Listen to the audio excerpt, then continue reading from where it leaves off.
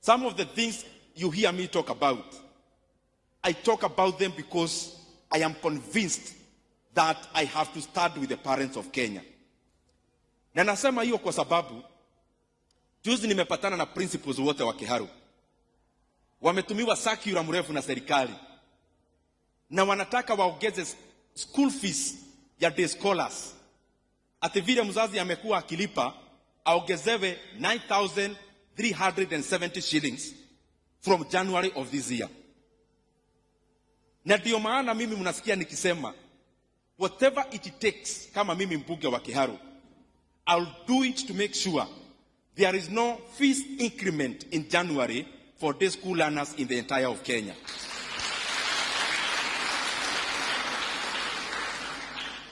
Na mimi nataka niulize my colleagues, vile mnajua sasa bunge hakuna opposition in the real definition of it, because wale walichaguliwa upande wa serikali wa opposition haijulikani ni nani na ni nani, kwa sababu mnajua sasa kuna mipango ingine iliendelea.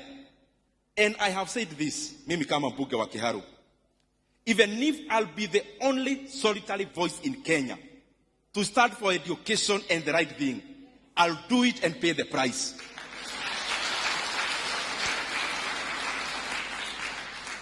Na kwa hiyo tu mambo ya masomo, serikali wakaajiri 20,000 JSS interns ambao walipewa barua ya kukua internship 1 year.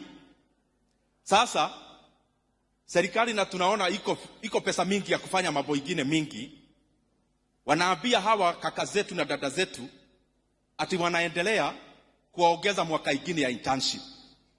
We want to also say this. It is unfair for government walipea internship the JSS interns with the hope that after 1 year they'll be employed into permanent and pensionable terms. Na nauliza, mimi nimekuwa chairman wa budget. You do not necessarily need money in the budget now to confirm JSS interns. You can use an article called Article 223, where you can use the money, urete bunge baadaye tuipitishe. Na ndio naambia Ministry ya Elimu na TSC, kindly confirm all the JSS interns into permanent and pensionable terms in January of 2026. We cannot pay a graduate 17,000. Some of them have actually gone ahead even to commit suicide, as I'm told by their officials. Because 17,000 as a graduate, unashindwa kama ni ya fare, ama ni ya kulipa nyumba, ama ni ya kufanya kazi gani. So JSS interns kwa heshima wakuwe confirmed. These are young people with young families. It is important we confirm them.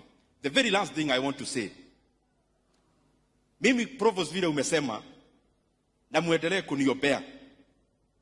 I pray all the time nisifanye siasa ya fitina. Just speaking because I need to speak. So when you hear me talk about anything, there is a lot of things you can talk about as a politician in Kenya. You can talk about weather. You can talk about many things. When you see me choosing a few things to talk about, it is because I have more information than there is in the public domain. Na kitu ile nataka kusema ikiwa ya mwisho. Serikali iko kwa mpango ya kuuza hisa zile serikali inamiliki katika kampuni ya Safaricom PLC. Na wanauza hisa moja kwa shilingi 34 shillings. Safaricom was trading at 45 shillings per share in 2021 before they invested in Ethiopia. How can you convince Kenyans that you can sell a plot of land for 450,000 shillings? I'm talking about it figuratively, dear, to understand. Atuende pahali ununue ploti inauzwa for 50,000 shillings. Mwishowe after 3 years ama 4 ujenge flat ambayo inachukuliwa rent katika hiyo ploti umenunua. Ile shamba ulinunua for 50,000 na umejenga ploti na inachukuliwa rent, ati mwishowe after 4 years ukuje utuambie hiyo ploti pamoja na nyumba ati ni 340,000. Inawezekana. And then you tell us about market prices. I have experience in the capital markets in Kenya. And for sure I know the people who represented the government in this deal, probably some of them are actually not government employees. And some of them were not contracted to negotiate on behalf of government. And maybe even those people, there are things they do with the buyers. Mimi nauliza kwa heshima, let us not rush the sale of 15% stake in Safaricom. Let us give people a chance to compete. Let us open a competition of bids so that we can have many companies bidding to buy that stake of Safaricom, so that Kenyans can get full value for the stake we have in Safaricom. Safaricom, the 15% stake in government, the entire is 35%.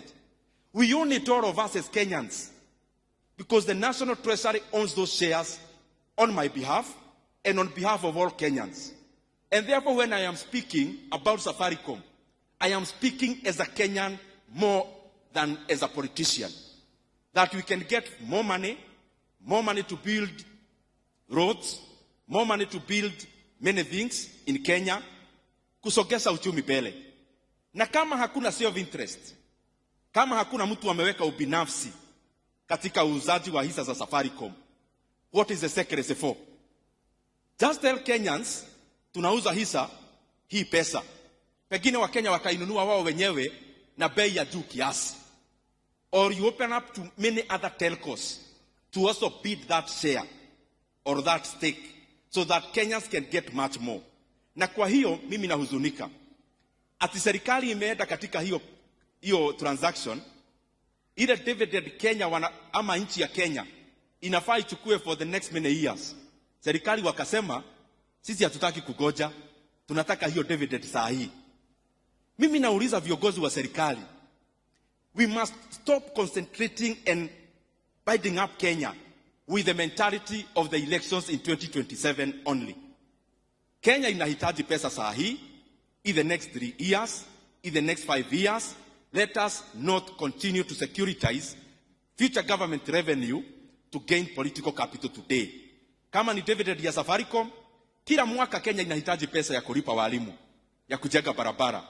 Kwa nini tunaitisha upfront, alafu Kenya is losing 15 billion on dividend alone? Why? Hii mambo mimi naongea, and I want to repeat nikimaliza. I have more information than there is in the public domain. And that is why I requested my brother Honorable John Badi. Juzi alisema angetaka tujadiliane hii mambo hata kwa runinga. Na nikasema kwa niaba ya Wakenya, mimi nimejitoa, because I have evidence that the government is being shortchanged in the sale of Safaricom. And I'll fight for this matter until our country gets full value of the Safaricom shares. Asanteni sana.